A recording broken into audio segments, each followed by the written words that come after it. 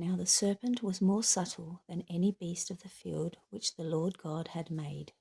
And he said unto the woman, Yea, hath God said, Ye shall not eat of every tree of the garden? And the woman said unto the serpent, We may eat of the fruit of the tree of the garden, but of the fruit of the tree which is in the midst of the garden, God hath said, Ye shall not eat of it, neither shall you touch it, lest you die. And the serpent said unto the woman, Ye shall not surely die, for God doth know that in the day ye eat thereof, then your eyes shall be opened, and ye shall be as gods, knowing good and evil. And when the woman saw that the tree was good for food, and that it was pleasant to the eyes, and a tree to be desired to make one wise, she took of the fruit thereof, and did eat, and gave also unto her husband with her, and he did eat. And the eyes of them both were opened, and they knew that they were naked, and they sewed fig leaves together and made themselves aprons. And they heard the voice of the Lord God walking in the garden in the cool of the day.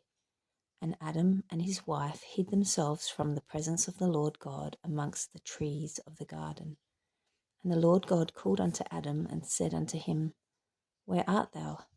And he said, I heard thy voice in the garden, and I was afraid, because I was naked, and I hid myself. And he said, Who told thee that thou wast naked? Hast thou eaten of the tree whereof I commanded thee that thou shouldst not eat? And the man said, The woman whom thou gavest to be with me, she gave me of the tree, and I did eat. And the Lord God said unto the woman, Who is this that thou hast done? What is this that thou hast done? And the woman said, The serpent beguiled me, and I did eat. And the Lord God said unto the serpent, Because thou hast done this, thou art cursed above all cattle, and above every beast of the field. Upon thy belly shalt thou go, and dust shalt thou eat all the days of thy life. And I will put enmity between thee and the woman, and between thy seed and her seed.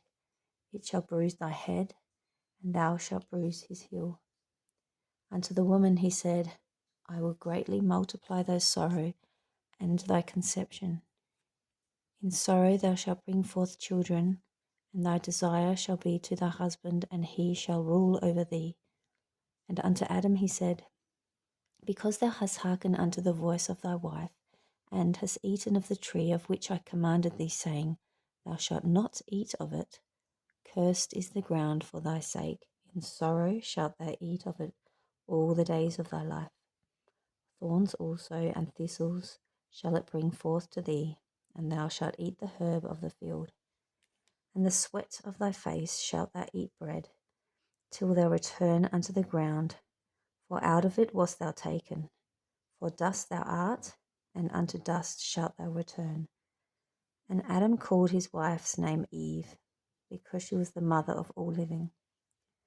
Unto Adam also and to his wife did the Lord God make coats of skin, and clothed them. And the Lord God said, Behold, the man is become as one of us, to know good and evil. And now lest he put forth his hand, and take also of the tree of life, and eat, and live for ever. Therefore the Lord God sent him forth from the garden of Eden, to till the ground from whence he was taken. So he drove out the man, and he placed at the east of the garden of Eden cherubims, and a flaming sword, which turned every way to keep the way of the tree of life.